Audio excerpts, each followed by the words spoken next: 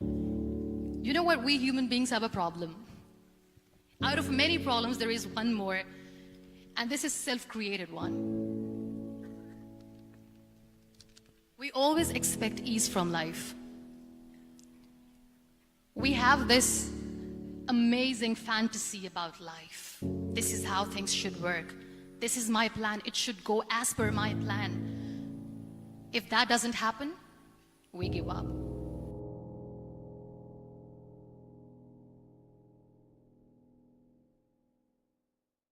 There are some incidents that happen in your life, and those incidents are so strong that they change your DNA. Those incidents or accidents are so strong that they break you physically. They deform your body, but they transform your soul. Those incidents break you, deform you, but they mold you into the best version of you. Just about after 2 years of getting married, about 9 years ago, I met a car accident. Somehow my husband fell asleep and the car fell in the ditch. He managed to jump out, saved himself, but I stayed inside the car and I sustained a lot of injuries. Radius ulna of my right arm were fractured. The wrist was fractured. Shoulder bone and collarbone were fractured. My whole rib cage got fractured. And because of the rib cage injury, lungs and liver were badly injured.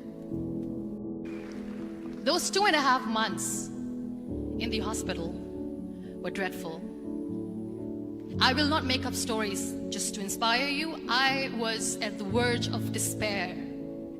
One day, doctor came to me and he said, "Well, I heard that you wanted to be an artist, but you ended up being a housewife. I have a bad news for you. You won't be able to paint again because your wrist and your arm are so deformed, you won't be able to hold a pen again." Next day, doctor came to me and said, "Your spine injury is so bad, you won't be able to walk again." The next day, doctor came to me and said, "Because of your spine injury and the fixation that you have in your back, you won't be able to give birth to a child again."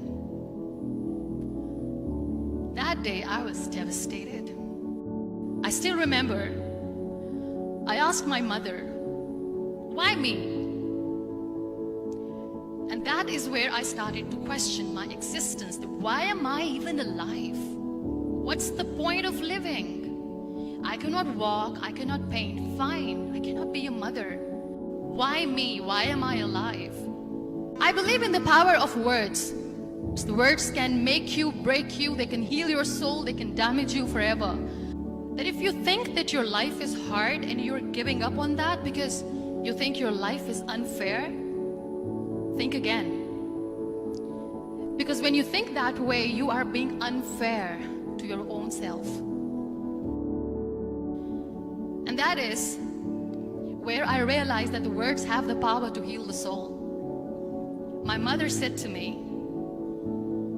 "This too shall pass. God has a greater plan for you. I don't know what it is, but He surely has."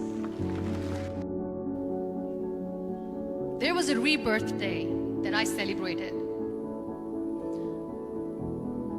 After 2 years and 2.5 months, when I was able to sit on a wheelchair, that was the day when I had the rebirth. I was a completely different person. I still remember the day I sat on the wheelchair for the first time, knowing that I'm never going to leave this, knowing that I won't be able to walk for the rest of my life. I saw myself in the mirror and I talked to myself. And I still remember what I said. "I cannot wait for a miracle to come and make me walk. I cannot sit in the corner of the room crying, cribbing and begging for mercy because nobody has time. So I have to accept myself the way I am. The sooner the better." That was the time where I realized how lucky people are, but they don't realize. I always say that people are so lucky they don't even realize. You must be thinking, Okay, you were lucky in what sense? Well, the breath that you just took was a blessing.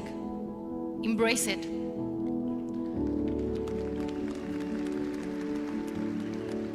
There are so many people in the world who are dreaming to live a life that you are living right now.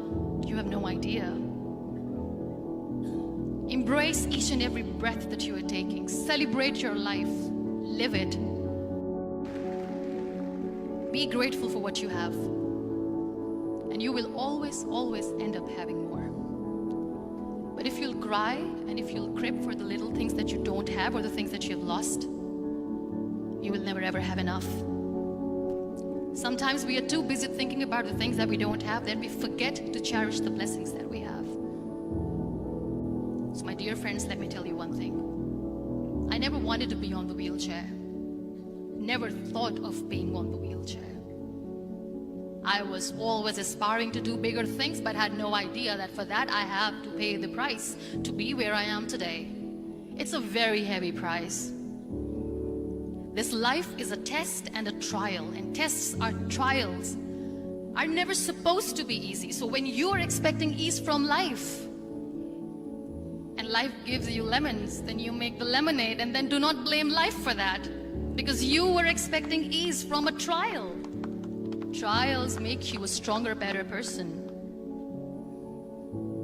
Life is a trial, and with time you realize that. But yes, it is hard.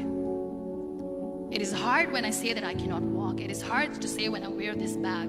It hurts. But I have to keep going. Because never giving up is the way to live. It is okay to be scared. It is okay to cry. Everything is okay, but giving up should not be an option. They always say that failure is not an option. Failure should be an option, because when you fail, you get up, and then you fail, and then you get up, and that keeps you going. That's how humans are strong. That I'm going to fight my fears. We all have fears. Fear of unknown, fear of known, fear of losing people, fear of losing health, money. We want to excel in career, we want to become famous, we want to get money. We are scared all the time. We think too much about what people say. We listen to ourselves too little. We have this thing in minds. We call it perfection. We want everything perfect. We want ourselves to be perfect. There is this image in our head about everything. Perfect life, perfect relationships, perfect career, perfect amount of money that we need to earn no matter what. Nothing is perfect in this world. We all are perfectly imperfect, and that is perfectly all right. That's all right. You don't have to look good for people. You don't have to be perfect just because other people want you to be perfect. If your soul is perfect from within, that's all right. This is all what you want. This is all what you need to be. So when you accept yourself the way you are, the world recognizes you. It all starts from within. They call it adversity, I call it opportunity. They call it weakness, I call it strength. They call me disabled, I call myself differently abled. They see my disability, I see my ability. We live this one routine of a day for 75 years and we call it life. No, that's not life. If you're still thinking why you have been sent here, if you're still juggling with the concept of why you are here, you haven't lived yet. You work hard, you make money, you do it for yourself.